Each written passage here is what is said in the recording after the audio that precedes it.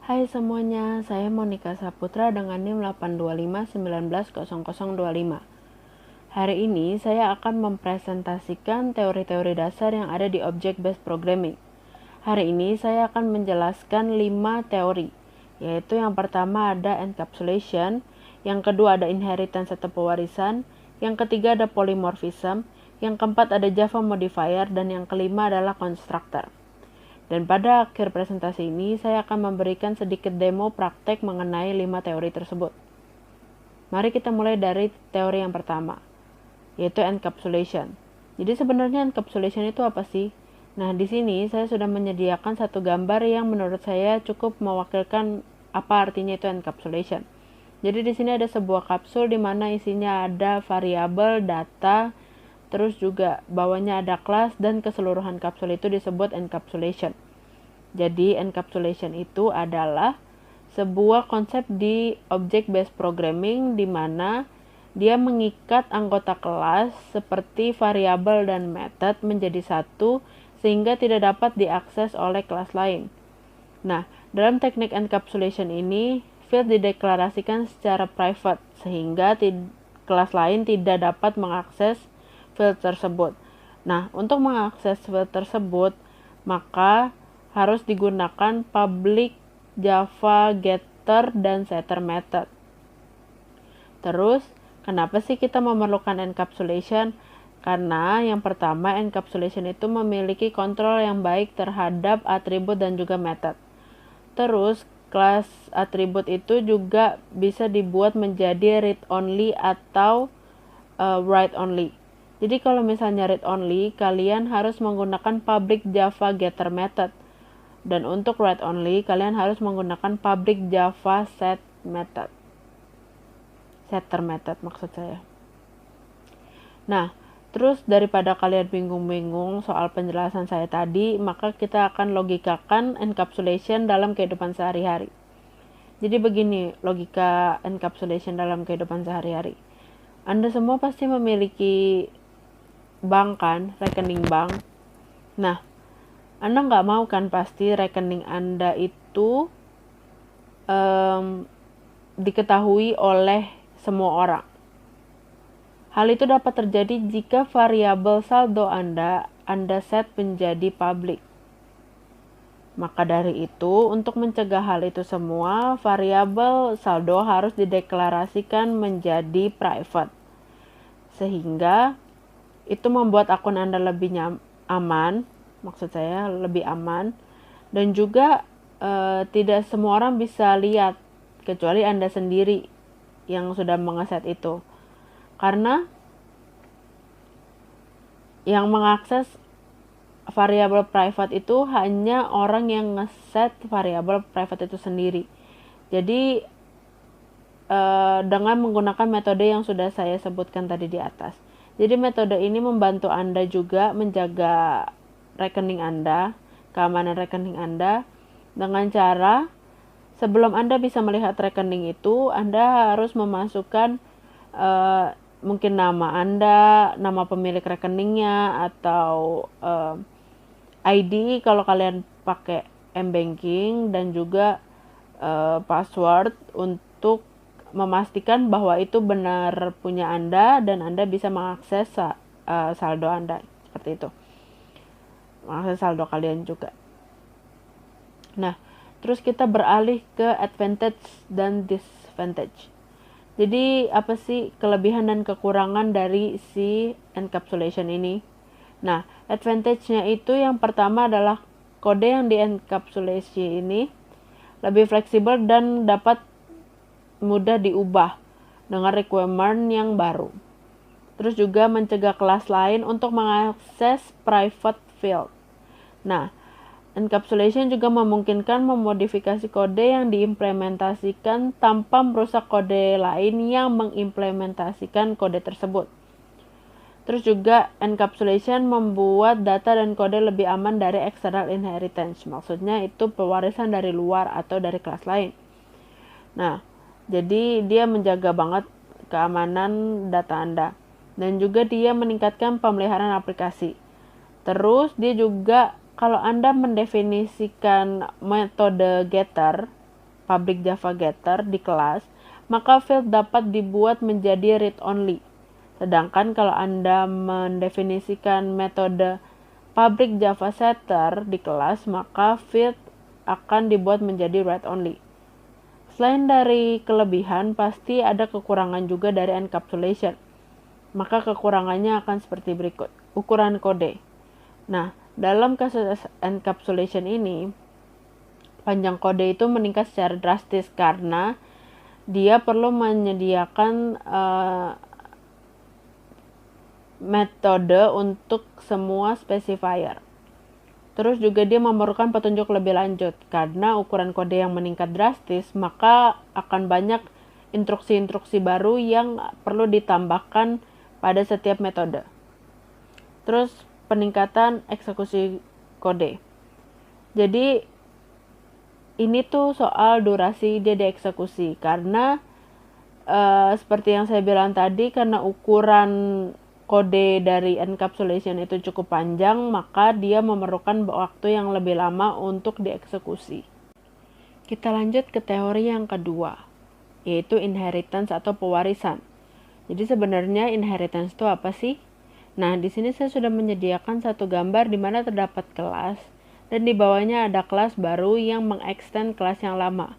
Saya rasa gambar ini cukup untuk menjelaskan definisi dari inheritance, karena definisi dari inheritance adalah sebuah konsep dari object-based programming di mana satu objek memperoleh semua properti dan juga perilaku dari parent object yang diwakilkan dengan kata extend. Jadi sebenarnya kata extend itu apa sih? Kata kunci extend menunjukkan bahwa kalian membuat kelas yang baru yang diturunkan dari kelas yang sudah ada. Nah, terus dalam Java, kelas yang diwarisi itu disebut parent atau superclass, sedangkan kelas yang baru itu disebut child atau subclass. Terus kenapa sih kita membutuhkan inheritance? Karena kalian dapat membuat kelas baru yang dibangun di atas kelas yang sudah ada. Jadi saat kalian mewarisi dari kelas yang sudah ada, kalian dapat menggunakan kembali metode dan field dari parent class. Selain itu, juga ada advantage dan disadvantage dari inheritance. Jadi kelebihan dan kekurangan dari inheritance. Kita mulai dari kelebihannya dulu.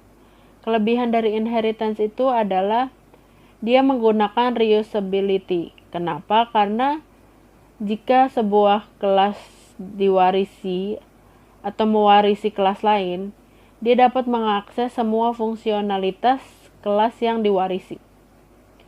Terus, karena kode yang ada dapat digunakan kembali, hal itu dapat menyebabkan mengurangi biaya pengembangan dan pemeliharaan. Terus, inheritance juga dapat membuat subclass dengan interface standar. Kemudian dia juga membantu mengurangi redundansi kode dan mendukung ekstensibilitas kode. Dan inheritance juga memfasilitasi pembuatan library dari sebuah kelas. Yang pastinya setelah ada kelebihan pasti ada kekurangan juga. Berikut adalah kekurangan dari inheritance. Jadi, fungsi yang diwariskan bekerja lebih lambat dari fungsi yang lainnya. Terus penggunaan inheritance yang tidak tepat dapat menyebabkan solusi yang salah. Terus, seringkali anggota dari parent class atau base class itu dibiarkan dan tidak digunakan yang dapat menyebabkan pemborosan memori. Dan terakhir, sebuah perubahan pada parent class akan mempengaruhi child class. Kita lanjut ke teori yang ketiga, yaitu polymorphism. Jadi sebenarnya polymorphism itu apa sih? Nah, di sini saya ada satu gambar yang menurut saya cukup mewakilkan apa itu definisi polymorphism. Nah, yang pertama, itu ada security guard dengan sebuah organisasi. Dan juga ada security guard dengan boss dan ada security guard dengan customer. Nah, si bodyguard ini akan melakukan hal yang sama, tapi dia akan acting berbeda terhadap klien yang sedang dia layani itu yang mana. Seperti itu. kira-kira konsep polymorphism. Jadi polymorphism itu adalah memungkinkan kita untuk melakukan tindakan yang sama dalam berbagai cara. Dan juga polymorphism itu dapat dilakukan dengan dua metode. Yang pertama itu adalah metode overloading, di mana biasanya ini disebut sebagai compile time polymorphism atau static polymorphism. Jadi metode overloading itu adalah proses di mana kelas memiliki dua atau lebih metode dengan nama yang sama. Namun penerapan metode tertentu terjadi sesuai dengan jumlah parameter dalam pemanggilan metode. Terus ada metode overriding, atau biasa juga disebut sebagai runtime polymorphism atau dynamic polymorphism. Nah, metode overriding itu apa sih? Jadi metode overriding itu adalah prosedur di mana compiler dapat mengizinkan child class untuk mengimplementasikan metode tertentu yang sudah disediakan di parent class. Kita lanjut, berikut ada perbedaan antara compile time polymorphism dan juga runtime polymorphism. Saya tidak akan menyebutkan semua, saya hanya akan menyebutkan beberapa yang lebih difokuskan. Jadi method call atau pemanggilan method di compile time polymorphism itu dihandle oleh compiler. Sedangkan kalau di runtime itu dia tidak dihandle oleh compiler. Kemudian untuk fleksibilitas itu runtime polymorphism itu lebih baik dibandingkan compile time polymorphism. Kemudian untuk kecepatan eksekusi kode, runtime polymorphism juga lebih baik dibandingkan compile time polymorphism. Kemudian untuk yang bingung mengenai penjelasan saya tadi, maka saya akan memberikan logika kembali tentang polymorphism di kehidupan real life kita. Seperti yang saya ungkapkan pada awal, jadi security atau bodyguard atau ya pokoknya sejenis itu, dia akan acting berbeda terhadap klien yang sedang dia layani. Jadi terhadap bos dia berbeda, terhadap organisasi dia juga berbeda, terhadap customer dia berbeda juga gitu. Jadi tergantung dia melayani siapa. Itulah logika dari polymorphism. Dia melakukan tindakan yang sama, hanya objeknya aja yang berbeda dengan berbagai cara. Terus kenapa sih kita membutuhkan polymorphism? Nah, polymorphism di Java itu memungkinkan untuk menulis metode yang dapat memproses banyak jenis fungsi dengan nama yang sama dan benar. Nah, kalian juga dapat memperoleh konsistensi maksud saya dalam kode dengan menggunakan polymorphism. Terus di sini juga ada, kita lanjut ke advantage dan disadvantage dari polymorphism. Jadi advantage dari polymorphism itu adalah menyediakan reusability untuk kode. Jadi ini sedikit mirip dengan inheritance, di mana dia kelas yang ditulis, diuji, dan diimplementasikan dapat digunakan kembali dalam beberapa kali. Jadi ini juga menghemat waktu bagi para pemrogram atau yang program untuk mengerjakan polymorphism. Terus sebuah variabel tunggal dapat digunakan untuk menyimpan beberapa nilai data. Terus dengan baris kode yang lebih sedikit, programmer menjadi lebih mudah untuk mendebug sebuah kode. Tapi tentu saja ini juga memiliki disadvantage atau kekurangan ya. Kekurangan dari polymorphism antara lain, polymorphism itu meningkatkan masalah kinerja secara real time. Dan juga polymorphism mengurangi keterbacaan kode atau readability code. Dan terakhir, pemrogram itu biasanya menemukan polymorphism itu sedikit sulit untuk diterapkan. Seperti itu. Oke, kita lanjut ke teori yang keempat, yaitu Java modifier. Kalian pasti bingung kan dari tadi, apa sih Java modifier itu? Jadi Java modifier itu adalah public, private, protect, dan default. Jadi 4 jenis ini merupakan access modifier atau Java modifier yang gunanya adalah memberikan batas terhadap kelas, terhadap method, terhadap data member dari kelas lain. Seperti itu. Nah, jadi di Java tadi sudah ada 4 ya, sudah saya sebutkan, yaitu public, private, protect, dan default. Nah, saya sekarang ini ingin menjelaskan yang mana di antara 4 ini yang paling membatasi aksesnya dan paling tidak membatasi aksesnya. Jika dilihat dari namanya, yang paling tidak membatasi akses itu merupakan public. Kemudian, habis itu dilanjutkan oleh protect, habis itu dilanjutkan oleh default, dan yang terakhir private. Yang artinya, private itu merupakan modifiers yang paling membatasi akses keluar gitu. Jadi kalau misalnya mau dijelaskan bahwa kalau public itu dia dapat diakses di dalam kelas, di dalam package, di luar package, tapi dengan syarat ada child class-nya, dan juga bisa diakses oleh yang di luar package. Kalau protect, dia dapat diakses di dalam kelas, di dalam package, di luar package dengan syarat yang sama, yaitu harus mempunyai child class, tapi dia tidak bisa diakses di luar package. Untuk default, dia dapat diakses di dalam kelas, di dalam package, tapi dia tidak bisa diakses pada saat dia sudah di luar package. Walaupun dia punya child class di luar, tapi dia tidak bisa diakses. Dan juga dia tidak bisa diakses pada saat dia di luar package gitu. Untuk private, dia cuma bisa diakses di dalam kelas aja. Jadi selain itu dia tidak dapat diakses sama sekali. Seperti itu. Nah, terus kita lanjut. Kenapa sih kita butuh Java modifier? Jadi kalau tidak ada Java modifier, tidak mungkin kita dapat memberikan akses khusus ke bagian tertentu dari program. Nah, karena itu Java menjadi bahasa yang unggul karena dia memiliki keamanan yang tinggi, karena si programmer dapat mengatur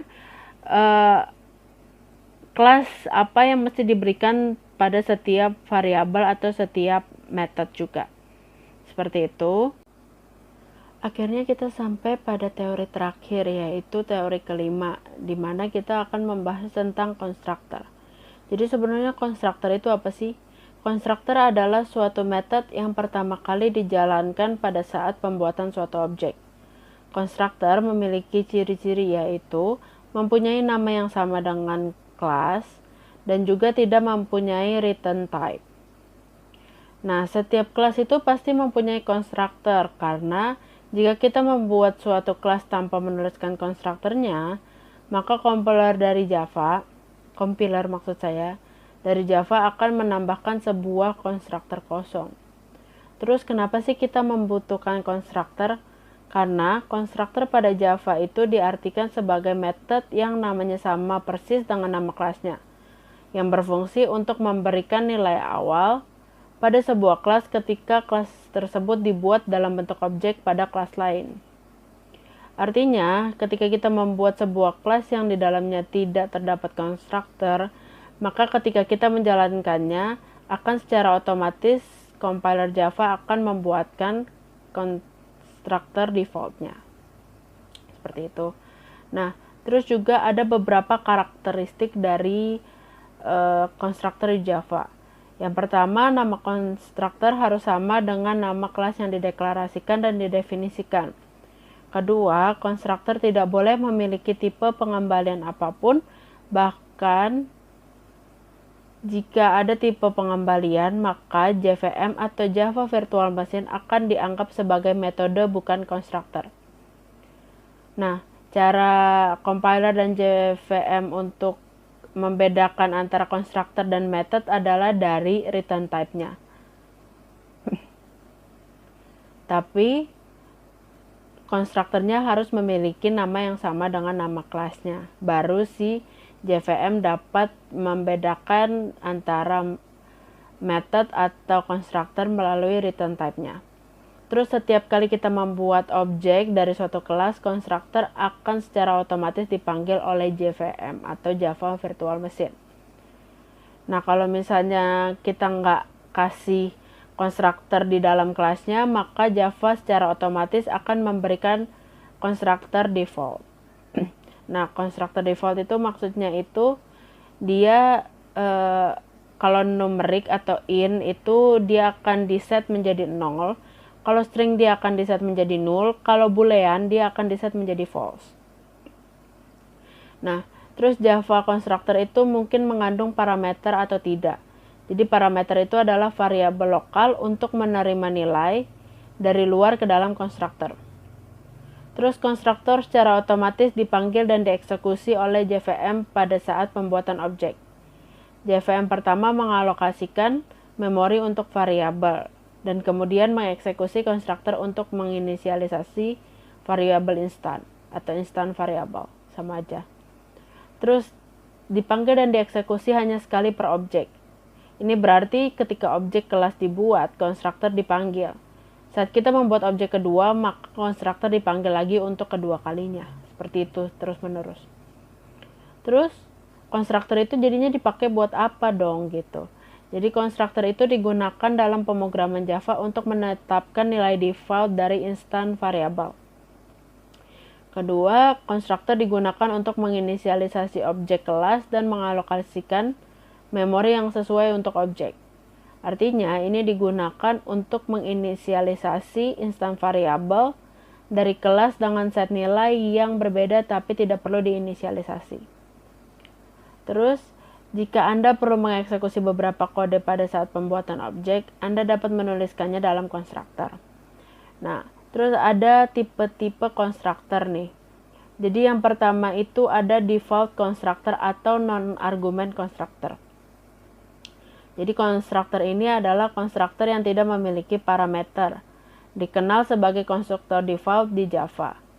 Jadi ketika sebuah kelas tidak mendeklarasikan konstruktor, compiler Java secara otomatis membuat konstruktor untuk kelas tersebut. Dan itu menggunakan default constructor. Yang kedua adalah parameterized constructor atau argument constructor. Jadi konstruktor yang satu ini itu mengambil satu atau lebih parameter yang dikenal sebagai konstruktor berparameter di Java. Konstruktor parameter digunakan untuk memberikan nilai yang berbeda untuk objek yang berbeda. Oke, yang terakhir itu kita akan membahas tentang advantage dan disadvantage dari konstruktor. Jadi konstruktor itu advantage-nya adalah menghilangkan penempatan nilai default. Jadi kalau misalnya tidak ada isi baru dijadiin default, tapi kalau ada dia akan menghilangkan nilai default. Terus juga konstruktor menghilangkan pemanggilan metode normal secara implisit. Nah, disadvantage-nya dia itu tidak mengembalikan nilai apapun gitu. Jadi konstruktor itu tidak mengembalikan nilai apapun. Terus juga konstruktor itu selalu public. Jadi setiap kali objek itu dibuat, konstruktor akan memanggil secara otomatis. Terus terakhir konstruktor itu tidak dapat diwariskan. Hai, kali ini kita akan melakukan demo untuk 5 materi yang sudah dijelaskan teorinya. Jadi kita akan melakukan demo tentang encapsulation, inheritance, polymorphism, Java modifier, dan juga constructor. Jadi hari ini kita akan melihat bagaimana mereka digunakan dalam praktek di Java. Jadi sekarang kita mulai dari yang pertama yaitu encapsulation. Nah, di sini saya telah menyiapkan coding untuk encapsulation. Jadi codingnya ini mengenai untuk hitung luas dan keliling dari persegi panjang. Jadi di sini dimulai bahwa panjang dan lebar merupakan variabel private di dalam kelas persegi panjang, sehingga tidak dapat diakses. Nah, jadi itu kita cuma bisa akses fungsi hitung luas dan hitung keliling untuk mendapatkan, mendapatkan hasil dari luas dan keliling persegi panjang.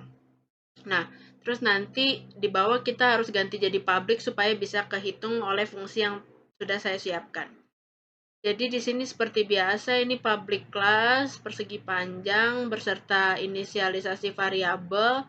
Di sini private double, terus nama variabelnya. Nah, di sini itu kita lanjut, ini merupakan konstruktor karena ini merupakan objek pertama kali yang dibuat dalam kelas persegi panjang. Nah, terus habis itu di bawahnya ada rumus untuk hitung luas dan keliling persegi panjang seperti biasa. Terus habis itu di bawahnya itu ada kelas app, di mana ini merupakan kelas main supaya aplikasi ini bisa keren gitu. Jadi ini juga ada membuat suatu objek persegi panjang dengan ukuran panjang 6, lebarnya 3 dengan menggunakan fungsi konstruktor persegi panjang. Seperti itu. Terus ini itu buat output di Java seperti ini caranya. Terus habis itu sekarang kita akan play atau kita run untuk melihat apakah ini jalan atau tidak. Ini kita run. Ya, ini keluar hasilnya 18 ya, 18,0, 18,0. Kenapa ada koma nolnya? Karena pada saat inisialisasi tadi di atas kita menggunakan double, jadi dia ada berbentuk koma. Tapi kalau misalnya mau digantiin atau integer pun tidak apa-apa karena dia nanti hasilnya akan jadi bilangan bulat, seperti itu. Oke, kita akan lanjut ke materi demo yang kedua yaitu inheritance. Jadi di sini saya juga sudah menyiapkan coding yang berhubungan dengan inheritance. Jadi di sini kalau misalnya dilihat, biasa ini ada public class dulu, terus sama inisialisasi variabel yang diperlukan. Di sini modifiernya dipakainya protect dan public, terus tipe datanya adalah string semua. Terus habis itu di sini juga ada public void klakson dengan output yang seperti ini. Terus habis itu juga di sini ada inheritance-nya, yaitu ada extend-nya. Ini. Nah, ini itu ada car attribute, terus di sini juga ada main-nya. Di dalam main-nya itu isinya ada buat objek car baru. Jadi car-nya diganti jadi my car. Terus habis itu memanggil fungsi klakson di objek myCar. Karena kelas car adalah extend dari vehicle, maka semua metode atau variabel vehicle itu dapat diakses oleh subkelasnya. Dalam kasus ini adalah si myCar. Terus akhirnya ini untuk mengeluarkan output terakhir. Jadi ini memanggil variabel brand, window, dan juga door karena tipe mereka itu bukan private. Jadi mereka bisa dipanggil kembali maksudnya. Nah, terus sekarang kita coba aja run, kita lihat hasilnya apa, kira-kira keluarnya.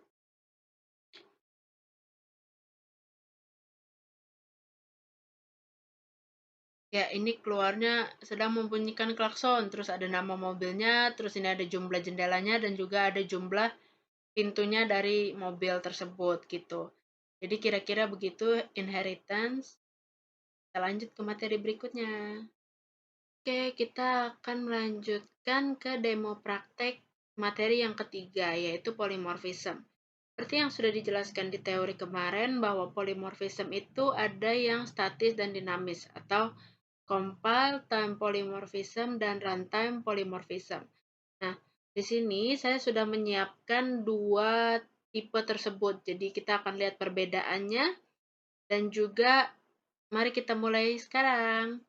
Oke, jadi ini pertama itu ada kelas cetak, yaitu ini merupakan polymorphism statis. Ini bentuknya seperti ini. Ini itu dia kalau polymorphism statis itu dia metodenya sama, tapi parameternya yang berbeda. Jadi ini tipe datanya double, jadi dia tulisnya seperti ini. Nah, terus kalau yang ini sama, metodenya itu sama, tapi parameternya yang berbeda. Tapi ini tipe datanya adalah integer. Jadi dia seperti ini seperti ini. Terus ini seperti biasa di bawahnya itu ada main untuk memanggil dua fungsi tersebut. Jadi kedua fungsi tersebut merupakan fungsi yang sama namun parameternya berbeda. Nah, ini semua itu disebut polymorphism statis. Nah, ini untuk outputnya seperti biasa seperti ini. Nah, kita tes, kita run apakah dia keluarnya seperti apa. Kita run. Ya, jadi seperti kondisi yang di sini, kalau misalnya A lebih kecil daripada B, maka yang akan keluar itu si A. Tapi kalau misalnya si A lebih besar daripada B, itu dia akan keluar B gitu. Jadi ini hasilnya seperti ini karena kalau lihat yang pertama itu kan A lebih kecil daripada B kan, makanya A yang keluar. Nah, untuk yang kedua kan ini B-nya lebih kecil kan, makanya B-nya yang keluar. Seperti itu. Makanya ini 5,5 dan 10. Seperti itu untuk yang statis. Nah, terus habis itu di sini ada yang abstrak. Jadi ini ada kelas parent-nya atau maksud saya ini dinamisnya, tapi menggunakan cara abstrak. Jadi ini ada abstrak kelasnya, terus habis itu ini ada mendeklarasikan kelas, terus metodenya, terus habis itu ini ada extend, ada kelas, terus extend hewan. Nah, terus di sini itu kita override fungsi muncul suara di parent class untuk output yang diinginkan gitu. Nah, jadi saya mau pakai suara kucing nih, outputnya jadi suara kucing. Jadi nanti outputnya ini, dan juga outputnya ini, gitu. Terus habis itu, kita lihat lagi ke bawah. Ini biasa mainnya di sini, seperti itu. Terus habis itu kita coba run ya. Kita coba run. Nah, nih keluar nih. Suara kucing, meow meow meow, suara burung cicit cicit gitu. Seperti itu. Itu adalah contoh polymorphism dinamis. Kita akan lanjut ke demo praktek materi keempat, yaitu Java Modifier. Seperti yang sudah dijelaskan sebelumnya di teori, Java Modifier itu ada 4, yaitu ada public, protect, default, dan juga private. Nah, di sini saya sudah menyiapkan 4 tipe Java Modifier dengan coding yang tentunya berbeda-beda. Jadi sekarang kita mulai aja. Oke, jadi ini pertama itu ada public dulu. Jadi semuanya tuh modifiernya tuh public, kelasnya juga public supaya bisa diakses dari manapun.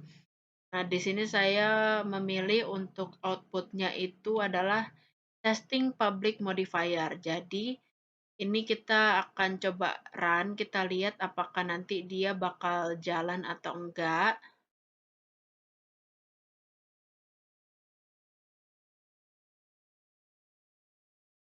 Ya, dia keluar nih ya, testing public modifier. Seperti ini contoh public.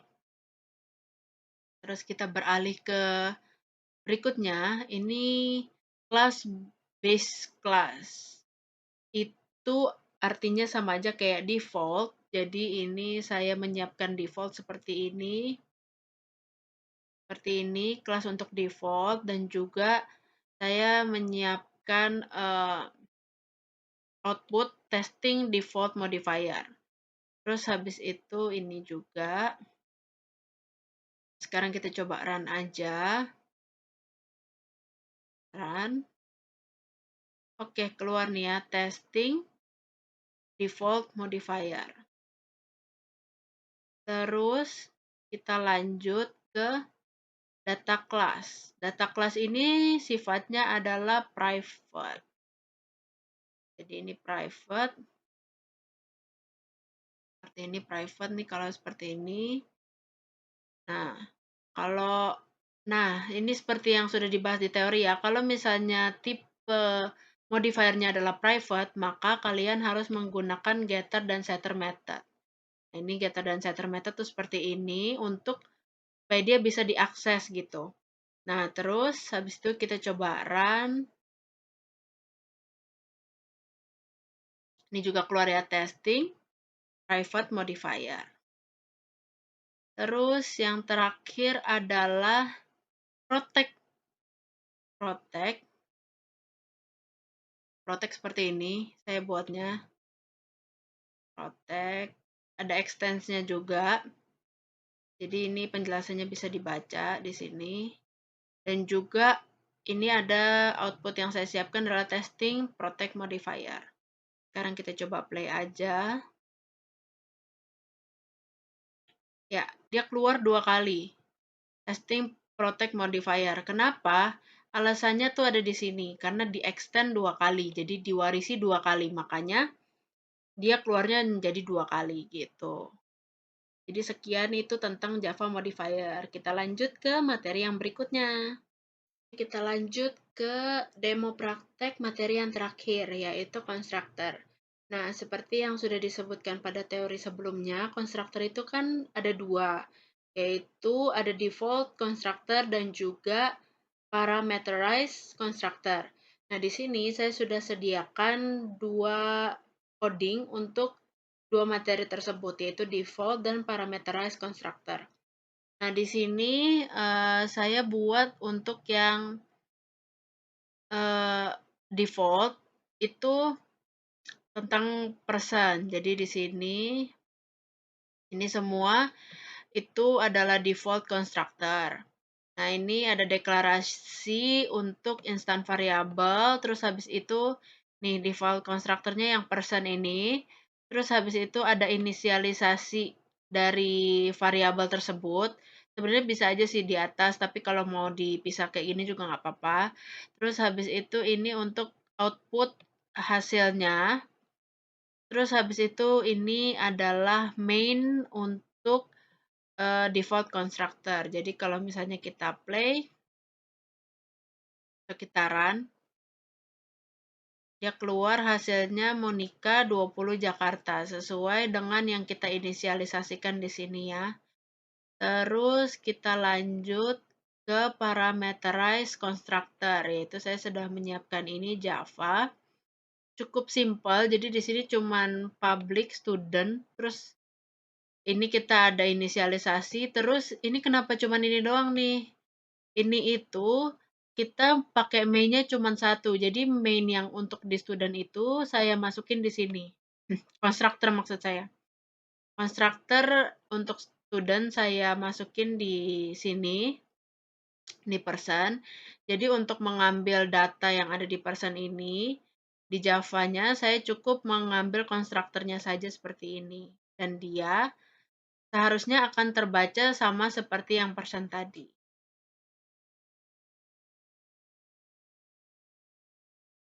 Nih, seperti itu.